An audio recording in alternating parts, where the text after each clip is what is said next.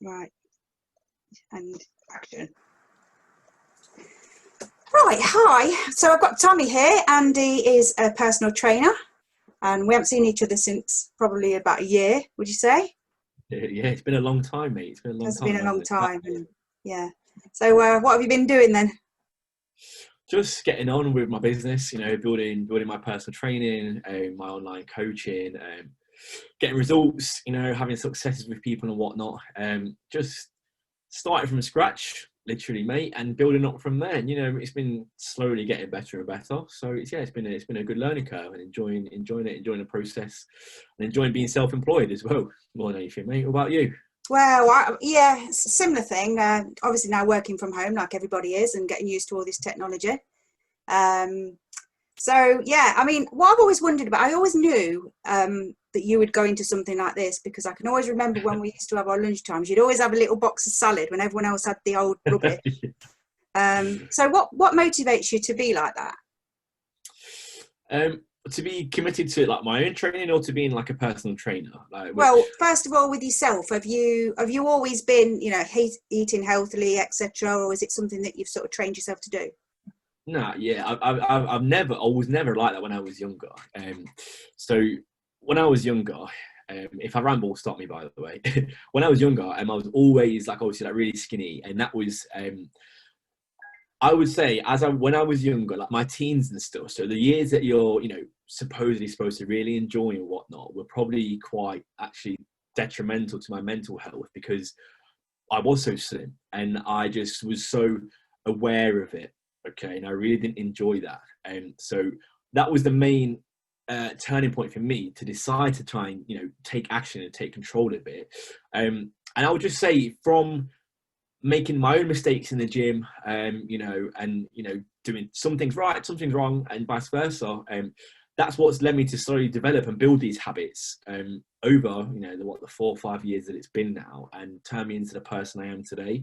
But like, it's not just obviously, the physical benefits, it's the mental benefits, the organizational benefits, it makes you feel so much better all the time, like you'll be more productive and whatnot. So yeah, my motive just stemmed from being skinny and not enjoying it, and realizing that the only person who can make that change is myself. No one's going to do it for me. So I had to learn. I had to do it all by myself. Drinking of water, I know I don't. I've got a big, I've had every vessel going, and I just carry it round, but I don't drink it. Yeah. Often the case. Oh, is it? So it's not just me? No. People underestimate, I think, the value of water, for whether it's weight loss, general health. It is very, very underestimated. Like, you should be drinking at least 2.5 liters to 3 liters a day for most people. It will aid your metabolism, which will obviously in turn end up helping your weight loss. It will just help regulate normal bodily functions. Like, people who get a lot of headaches, right, often just don't drink enough water. They might put it down to this or that, but the more hydrated you are, the more frequently hydrated you are, the less you're going to notice these side effects of being dehydrated all the time. So 2.5 liters to 3 liters is pretty much spot on for most people. Will sort most people out, especially if you're not training. Like, if you're just around the house, pottering around, whatever, that's plenty. If you train, I'd probably say 3.5 to 4, because obviously you would lose water as you train.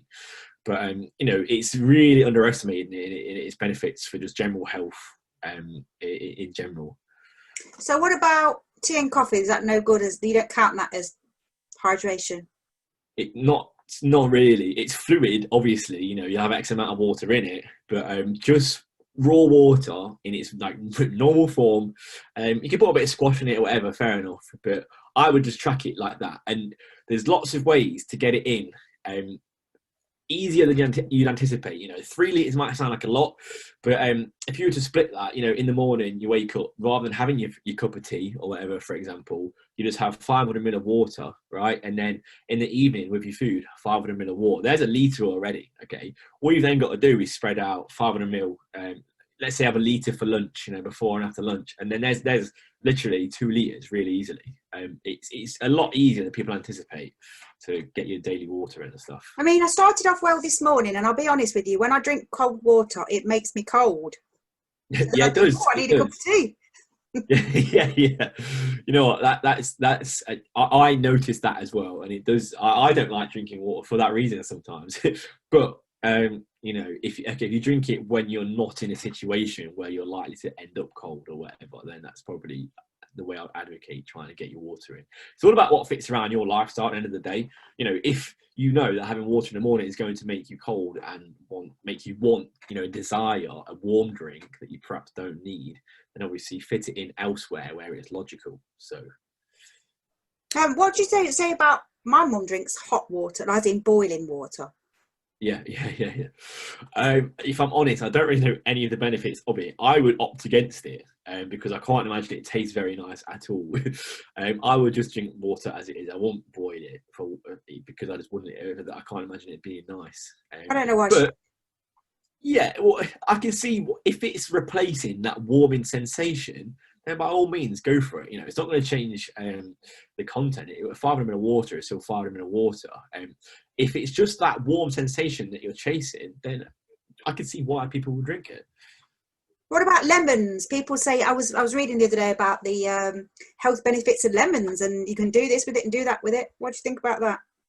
Yeah, and it's obviously a lot of people. You'll see a lot of people put literally put lemon in their water or whatever, things like that. And lemon water is good for you. You know, it has its benefits. I think mainly antioxidant more than anything. But again, you also have to counteract the fact that because it's going to be you know, it's citrus, it'll be acidic. If you put too much in, it will leave a horrible like tangy taste in your mouth or whatever. Again, I think a lot of these things, whilst they could be beneficial, it's I don't know how to explain it other than it's a bit of like an internet fad, or it's like it's a route for people to feel like they're being healthy just because they're having lemon in their water. Do you know what I mean? Like there's many other things you can take into account first without just chucking lemon in your water and feeling better for that. You know, I think there's a lot of that stuff going on about. So there was a thing not long ago about turmeric, whichever however you say that. Yeah. And just general, and honey is another one I saw that bandied about. You put honey in this and honey in that, and yeah. and people seem to share it, don't they, without even knowing that it's true. And that's why on social media it just goes and goes. No, exactly. A lot of these things potentially will have benefits, right? But they'll be negligible, you know, unless consumed in humongous amounts, sort of with all other back changes to your diet or lifestyle. You know, it's not like you're going to drink lemon water and then all of a sudden lose 4 pounds. Like it doesn't work like that. Do you know what I mean? Yeah,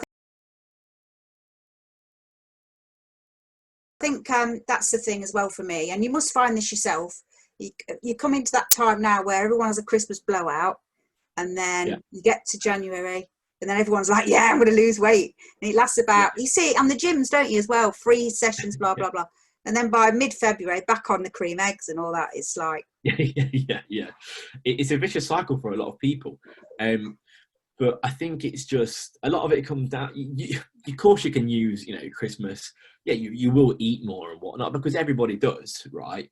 But I don't think there's any reason for you not to start in December or whatever. Like a lot of people will postpone it to January, which is fine, you know, because a lot of people, depending on how mentally it works for you, like if you'd rather be like, right, January, new year, new me, go for it. But there's no reason not to start. You know, the sooner you start, the sooner you can start learning how weight loss or weight gain works and how to manage your own weight.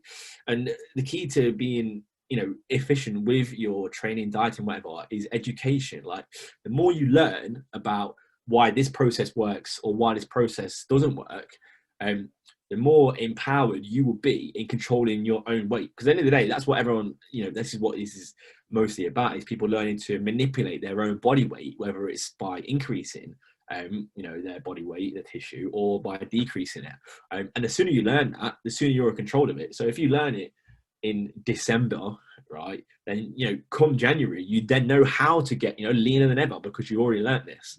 So whilst I agree, and I think it's great to have New Year's resolutions, let's be honest, how many people really stick to them? Well, I mean, I know from, I'm just going to play the devil's advocate there, because I'm terrible for like the holiday thing. For example, last, I think April, we went to Tenerife, and I didn't even look at my holiday clothes from the year before. I just put them all in the suitcase, got there and got the because I couldn't fit into anything. And I was literally walking around on the beach like this, really had the ump about it. And I kept, because it was all inclusive. Where I said, right, when we get back, that's it. And I'm going to, and then things happen, we're not had barbecues this year, but I am always moving the goalposts. I'm always thinking, right, I'll start this tomorrow. And there's a lot of people like me. Yeah. So again, like I said, because there's a lot of people like that, it will sometimes take some sort of event, to have some sort of reality check, and for you to hit home, like, no, I need to make this change. But what I would say is, people who struggle to start, you have to start at some point. You can't keep prolonging the inevitable. Like, the longer you wait, right? Let's be honest, if your goal is weight loss, the longer you wait, the more weight you might gain, and the harder that journey might be, right? So whether you invest in a coach, a trainer, start reading articles online, whatever it is, like, these small steps are what matters. And then this is so because education is so important, right? The things like barbecues, Christmas dinner, birthday dinner, whatever it is, a Chinese takeaway.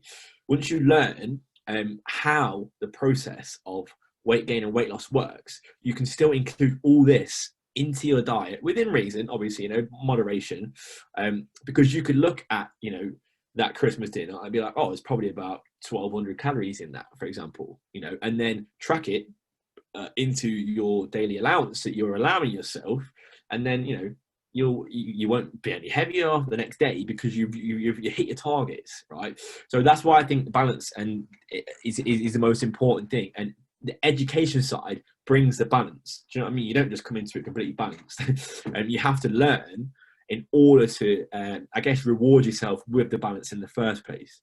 So I think people.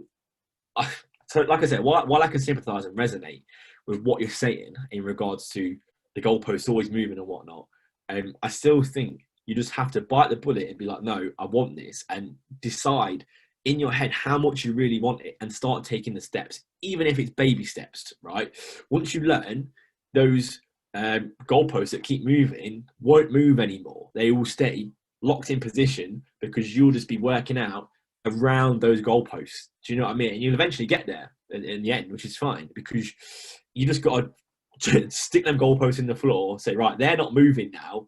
I need to work around them rather than them moving around me, if that makes sense. No, that does make sense. And yeah, you did then, because a lot of people think, I think in my mind, it's like, oh God, I've got to eat salad forever. But like you just said, you can add the odd treat, can't you?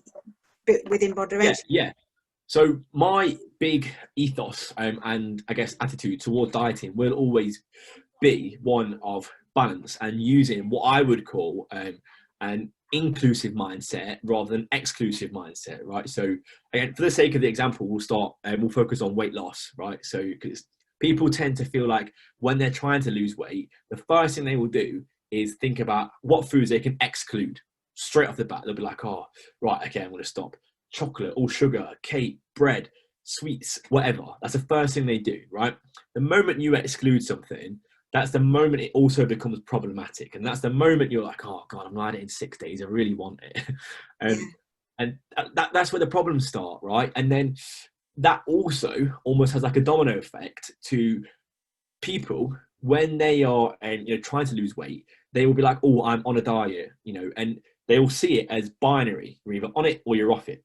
Okay. And then if you have something that is off it, if you have that mini roll that's on the side, it's like self-destruct mode. Oh no, I've gone off. Oh, I'm off. That's it. I've ruined it. I've messed it all up now. And again, that's the problem. So that's where the education comes in. If you've got a mini roll on the side and you've got an apple, the mini roll and the apple might be 100 calories each, right? But at the end of the day, those two items of food still contribute the exact same towards your energy balance. Okay, yeah, the apple will be more filling and more nutrient dense, right? But 100 calories is 100 calories, right? If it was on a scale like this, right, mini roll apple, 100 calories, 100 calories, it would literally sit level. because they're exactly the same. So this is where the inclusive mindset comes from. So when you go on a diet, I would always advocate looking at where you could include better foods first, okay? Because when you start including foods that are less calorie dense, you know, if you swap out, rather than having chips with every meal, right, every dinner time, have I don't know, a plate of veg or something instead. Maybe not as extreme as that, but you know, making that optional change, right? Then you're then including lots of veg into your diet, and you're removing 400 calories of chips and just replacing it with 100 calories of veg, which is already saves you 300 calories.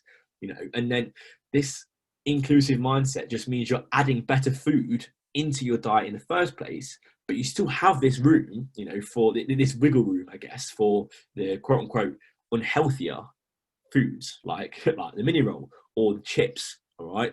So it's just about learning how to blend this all into one and find the perfect middle ground that works around your lifestyle, because that will always play a big factor. You know, everyone is so completely different. We can't label it as, you know, ABC. Like everyone needs something completely bespoke to them more than anything.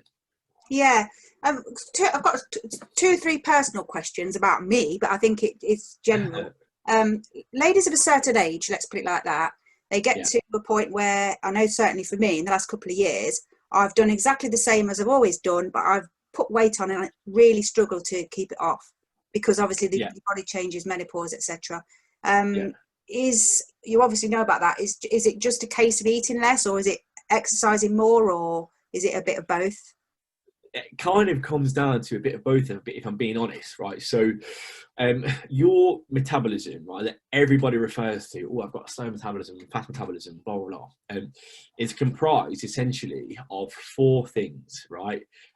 Your BMR, which is your basal metabolic rate, your NEAT, which is, it sounds complex, it's your non-exercise activity thermogenesis. All that means, Jackie, yeah, I know. All that means is literally anything you do to contribute to burning calories outside of the generic realm of exercise. So going for a walk, washing your car, doing the hoovering, you know, because you're active. Okay, that's what NEAT is.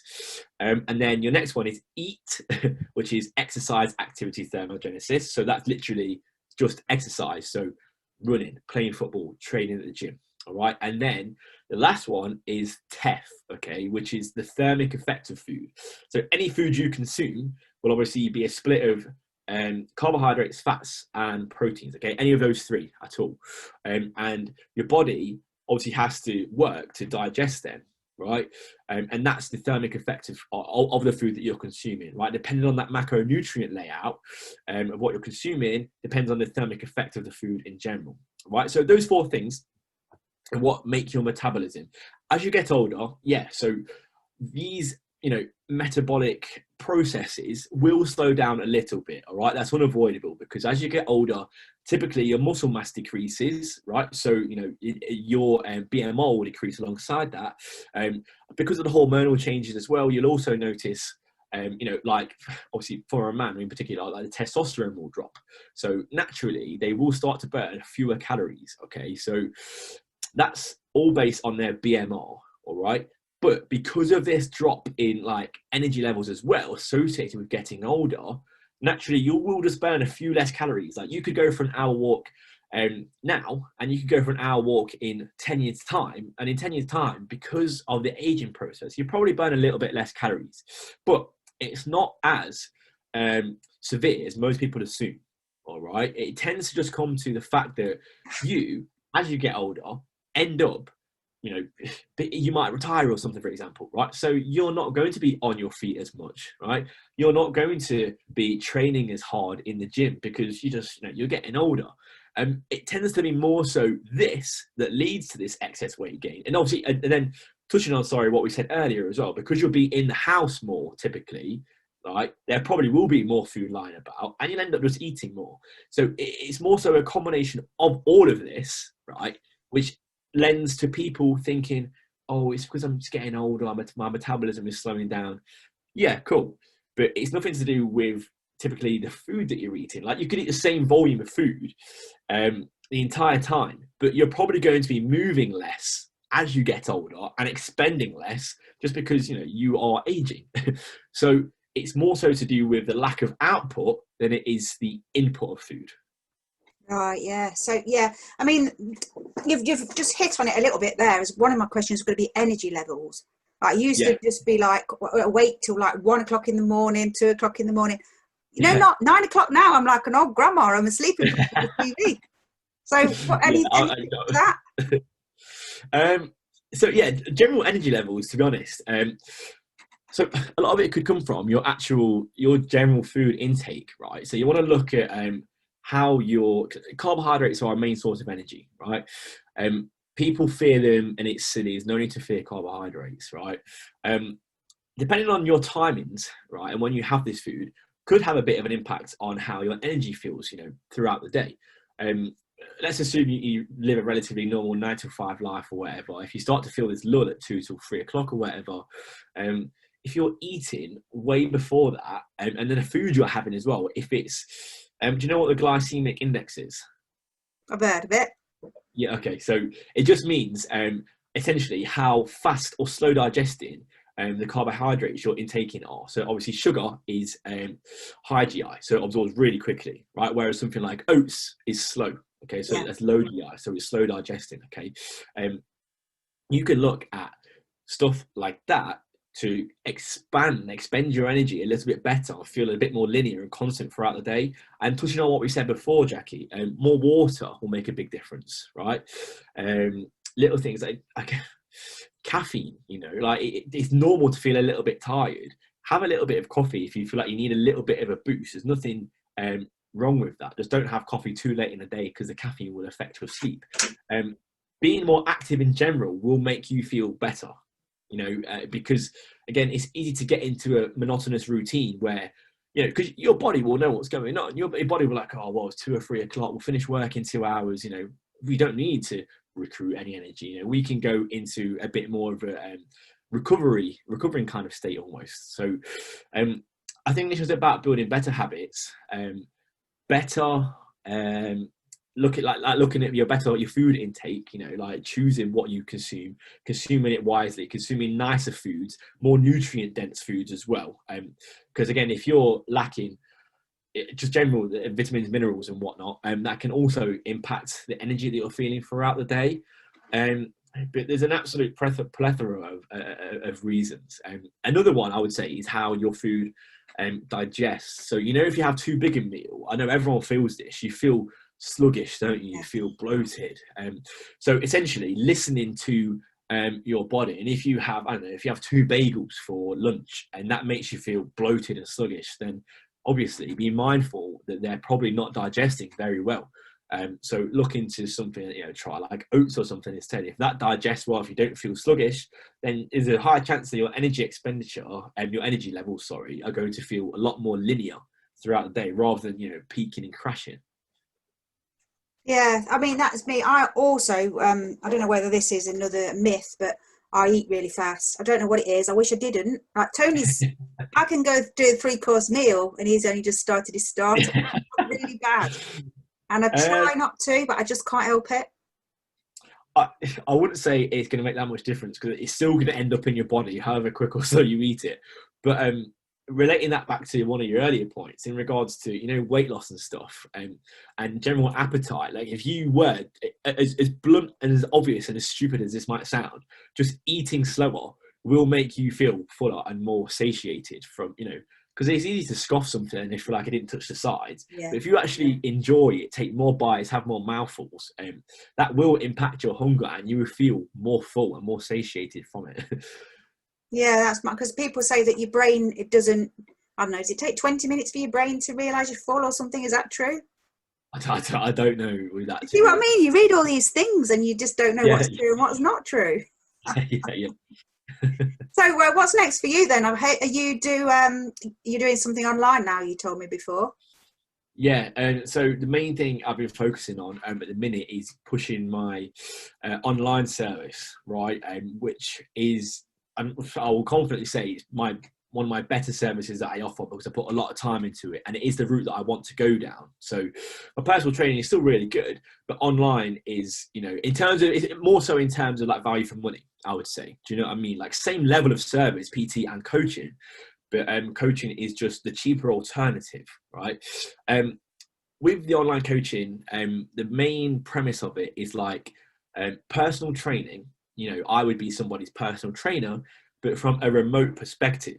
Okay, so rather than, you know, them being in the gym with me doing some bicep curls, doing some squats, it's all controlled remote. So, for example, Jackie, like your the diet that you're on, like if you're trying to lose weight, you know, and like the gym program that you're currently running, a lot of people struggle to balance that alongside their busy work schedules. Okay, because, you know, thinking about whether you're going to train legs or arms tomorrow, and then the work that you've also got to do throughout the day, for a lot of people is a little bit overwhelming, right? And then because it's overwhelming, they'll also slack on their diet and stuff as well.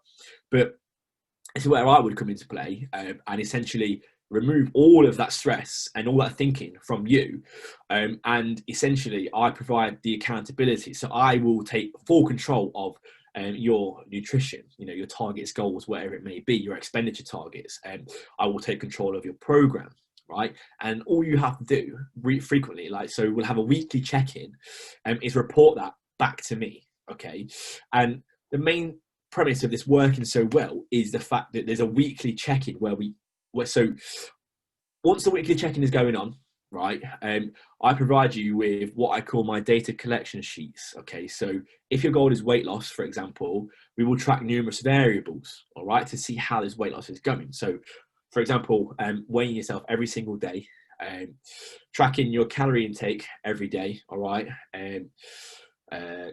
seeing how much sleep you get, seeing how many steps you do, and in retrieving this data from you, right, and you filling it in, that is my opportunity then to be like, right, okay, look, your weight loss this week has stalled, but it's because your steps are less than last week, right, and your calories are higher, so your weight loss has plateaued and you're not burning anymore, and you're not losing weight anymore. And it just gives that weekly accountability as well. You know, you won't think, oh, I can just get away with having this mini roll or whatever, because you have to input it into this data sheet where we check in, where I'll sit and talk to you, and I can be like, look, this is why you're not losing weight.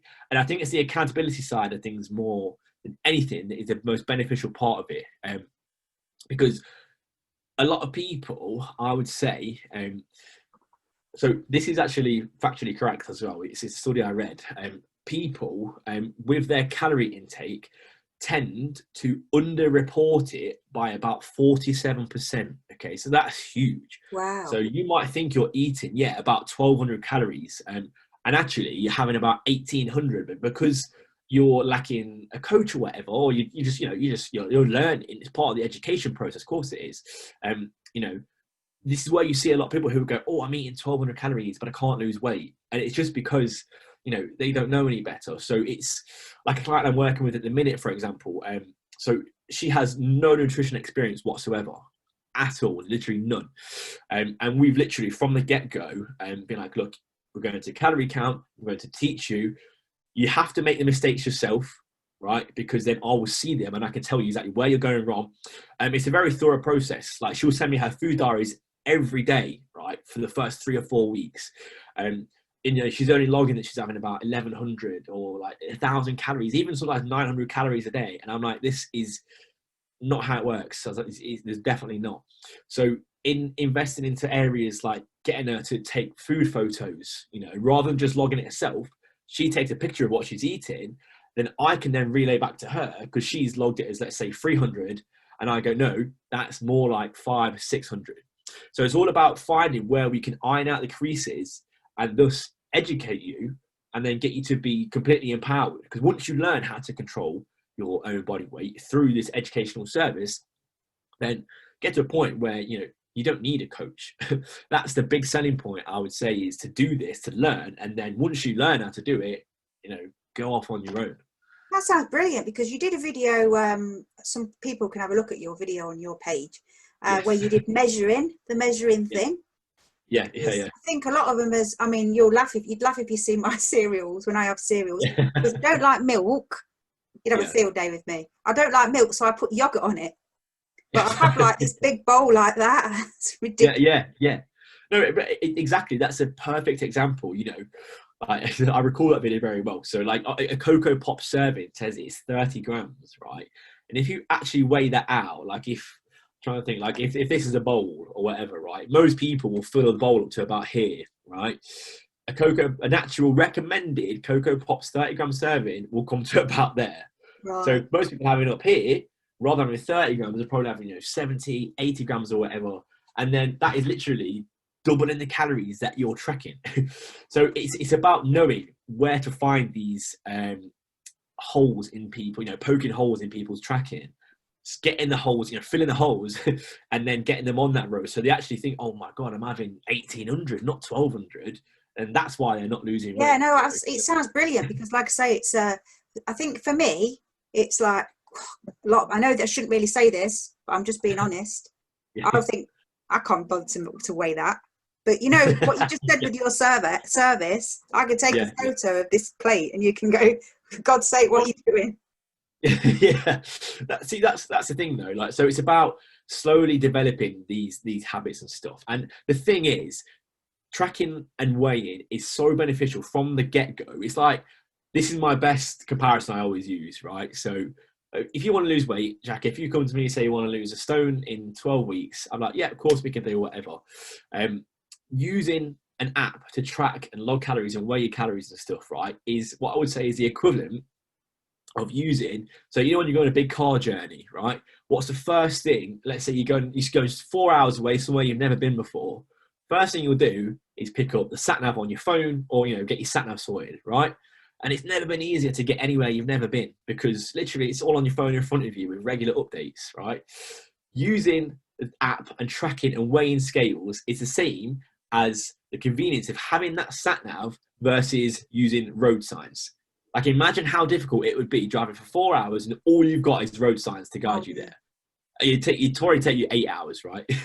So adding something in to make our life easier like that is all part of the process, and it makes that journey, and it 100%, it will get you to your end goal quicker, because it provides you that platform to see how much you are really eating, even if, it means sacrificing an extra 30 seconds to weigh your cereal in the morning. What it does anyway, it will build up a diary of your frequently consumed foods. So most people, I would say, have a relatively similar diet most of the time, at least for breakfast or something. So those foods will just go straight into your diary, and you don't even you can, if you really wanted to, you could eyeball it. When you start to know, where that line is on the bowl that it sits, and it's about 60 grams, you can eyeball that, because if you're 20 calories wrong, that's negligible at that point, because if you're doing everything else right, it's fine. So again, it's just about learning these things and educating, because weight loss is purported online to be the most complex thing, when really you break it down, it can be so much easier than people think. But it's hard because, like you said earlier, there's so much information on the internet. Yeah. How are you supposed to know what's right and wrong? Yeah, like that, like eating after 6. Is another no-no, or is that another? Yeah, complete myth. So Really? it makes no difference. Yeah. It makes no difference. You can't eat anything after 6. Why is that? Why do people say that then? Where's it come from? I would say that's, if anything, that's really bad, right, to not eat after 6. Because if you go to bed, let's say 10, 11, and you've got 4 or 5 hours before you're going to sleep, like, let's be honest, you're probably going to end up hungry between 10 and 11 and think, oh God, I'm starving, and be more likely to snack at some point, let's be honest. So because overall energy balance matters, right, if you're trying to lose weight, let's say you maintain your body weight now, Jackie, on 2,000 calories, right? All you need to do essentially to start losing that body weight is eat less than that, right? So you're then burning more. So if you're eating 2,000 calories and burning 2,000 calories every single day, right? If you then eat only 1,500 but still burn 2,000, then you're obviously then in a 500 calorie deficit, right? And you can obviously create this deficit, right, by either moving more. So you could keep eating 2,500, but if you started burning 2,500, yeah, that would also start to elicit some weight loss, because your expenditure is higher than your intake. Okay, and that is as simple as weight loss actually comes down to in the first place. So if you can get on top of that, once you've sorted that in terms of meal timing, right, because your overall intake is more important than your meal timing, right, let's say, for example, let's use the 2,000 calorie example again. Let's say you have two people, Jackie. First person eats their meal at 9 a.m., right, and 9 p.m. So it's spread out by 12 hours. 1,000 calorie meal in the morning, 1,000 calorie meal in the evening at 9 p.m., right? Still adds up to 2,000 calories.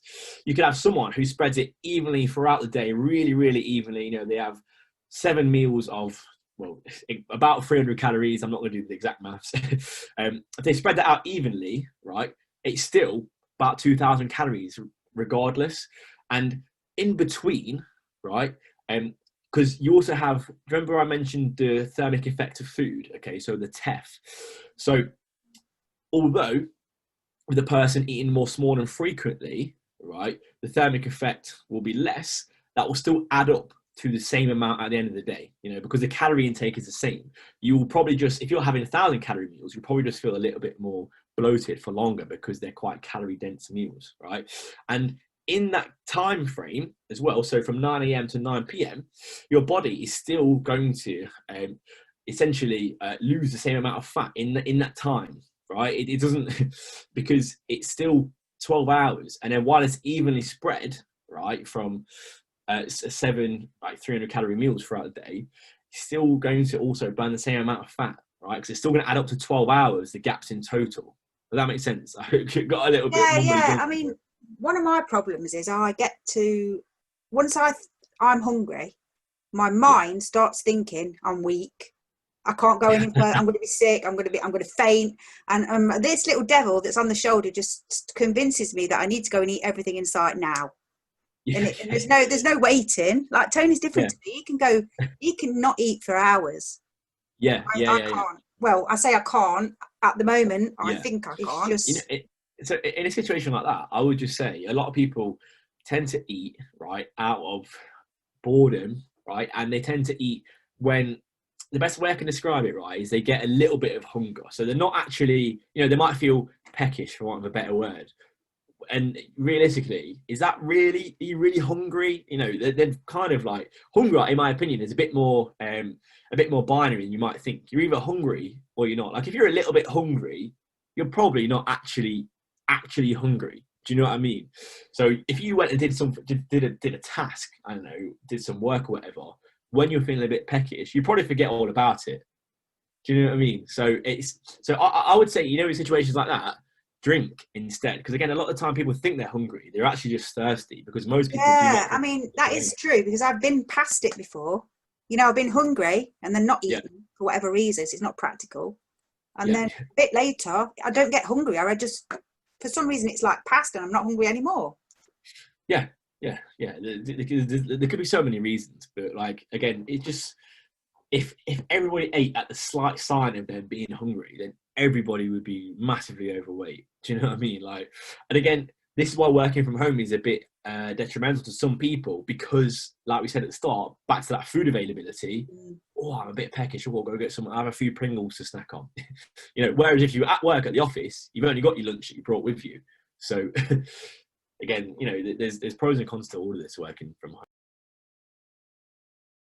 It's all down to willpower and motivation at the end of the day, though, isn't it? You've got to want to do it for yourself. Yeah, it is. That's, I think that is bottom line what it comes down to. But it's about having, you know, if you're seeking someone to help you along this, it's about having a coach who understands, who's been there, and who can guide you through like this properly and efficiently.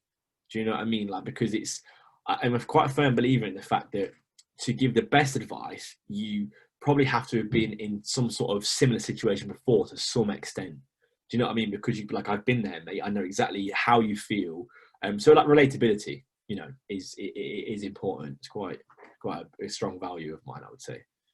Yeah, I think as well, when you say remotely, it must appeal to a lot of people, because they're not going to go out the way to the gym, or, you know, they can do it from wherever, really. I mean, I guess you can do it on the phone as well, probably. Yeah. It can all literally, so the premise of the online coaching is literally, so you'll get like a welcome package and whatnot will come through, and then you know, Google Drive and Google Sheets and stuff. Yeah. All your stuff is on there. So like your program, your data collection sheet, literally everything is on there. So like I said, it's all entirely remote. So I can see it, you know, from home in Leicester, and whoever can see it, you know, from their home in Nottingham. We can edit it at the same time. So it's just about having that access to something we can both look at and both hold someone accountable to at the end of the day. If I can see that and go, Jackie, look, your check-in day was Saturday, you've not filled anything in, what you've been doing all week, then that'll get you like, oh no, damn it, yeah. Yeah, you need that, because if you don't have that person checking up, then you just, yeah, a lot of people need that, don't they? Yes, the accountability. So how would people go about contacting you then? What's the first step if they decided to do that? So if anyone wants to get into contact with me, the best route would be through my social medias. Facebook, which is literally just Tommy Brant PT, so TOMMY BRANT PT. And I'm pretty sure on Facebook you can literally just put that all in as one word into the search bar and it should come up. But my Instagram is also my same username, so it's just Tommy Brant PT. And connected to my Instagram or my Facebook is my phone number anyway, so my work number, so you can get in contact with me on that. Anyone, it depends on what service they're interested in. If you're interested in online coaching, it is an application form you have to fill in, and then I will send you a personal response video explaining the process, you know, so you can physically see it yourself and how it works and whatnot. And personal training will probably just be through, you know, a phone call, because then I can again portray how I work and stuff, whatever, to you in the easiest manner. But yeah, socials are definitely my best. Also email, but that's again tommybrantpt@outlook.com if anyone wants to contact me like that. I'll put the links underneath anyway so people can do it, but that's brilliant. And yeah, what a brilliant thing, especially like I say, at the moment with all this, you need to be as fit as you can at the moment to fight the virus and all that, don't you? So yeah, of course, man, of course. We couldn't go along without mentioning the virus. No, I know. Yeah. All right, well, thank you for taking your precious time up to talk to me, and I'm sure there's a lot of people, especially women my age, who will listen to what you've said, and like I say, if they want you to help them. And I think your page as well, your social media is really motivating. You know, just from a mindset point of view, just like the page and follow what you do is amazing. You see the people before and after as well. Yeah, I like to push that. I'd say my socials, the main thing I post is for transparency purposes, you know, about what works and what doesn't. So there'll never be anything, you know, that is complete nonsense on there. It will just be right as rain. This works, this doesn't, you know. And I think that approach is, again, the most beneficial, because people need to know. You know what I mean? They don't want to know if this works, if you do this, that, and that. They just want to know what does work and what doesn't work, because then you can just go down the right track rather than down the wrong one. Well, yeah, because we've already, I believe some of those things I said tonight, I believe them for a long time. Exactly. So it's about dispelling myths and stuff like that, which is, like, you know, a strong selling point. Brilliant. All right, thanks for your time, and stay safe. It's all right. You're most welcome. Bye.